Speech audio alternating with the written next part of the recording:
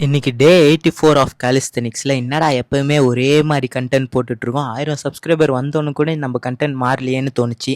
So ice பாத் பண்ணலான்னு இறங்கிட்டேன். அதுக்காக நேற்றே ரெடி பண்ணி வச்சுருந்த ட்ரம்மில் 20 கேஜி ஐஸை கொட்டினேன். அது பார்க்கவே பயங்கரமாக இருந்தது. இதில் எப்படிடா இறங்குறதுன்னு வேற பார்த்தேன். பட் எப்படியோ மனசை திடப்படுத்திக்கிட்டு சட்டையை கழட்டிட்டு உள்ளே இறங்கிட்டேன்.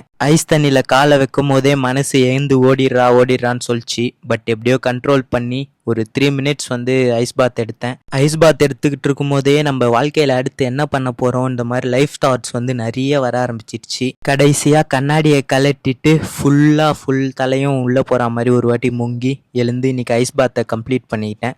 ஐஸ் பாத்தை கம்ப்ளீட் பண்ணோன்னே ஒரே குளிர், என்ன பண்ணுறதுனே தெரில. அதனால் ஒரு 50 புஷ்அப்ஸு டக்குன்னு போட்டுட்டு வழக்கம் போல் மார்னிங் ரொட்டீன் எல்லாம் ஃப்ரெஷ்அப் ஆகி முடிச்சுட்டு இன்னைக்கு பிரேக்ஃபாஸ்ட்டுக்கு கொஞ்சோண்டு பொங்கலும் 2 எக்கும் சாப்பிட்டேன். லஞ்சுக்கு எக் ரைஸு. ஈவினிங் ஸ்ட்ராங்காக ஒரு காஃபியை போட்டு குடிச்சிட்டு இன்னைக்கு ஃப்ரெண்டு வீட்டுக்கு வந்திருந்தான் ஒர்க் அவுட் பண்ணுறதுக்கு. ஸோ அவங்க கூட இன்னைக்கு ஸ்ட்ரென்த் ட்ரைனிங் முடிச்சுட்டு நைட் டின்னருக்கு காலிஃப்ளவரும் ஒரு கொஞ்சோண்டு கெச்சப்பும் மல்டிவிட்டமின் மாத்திரை ஒன்று போட்டுட்டு ப்ரோட்டீன் ஷேக்கை ஒன்று குடிச்சிட்டு இன்னைக்கு டேவை கம்ப்ளீட் பண்ணிக்கிட்டேன். நாளைக்கு பார்க்கலாம். பை.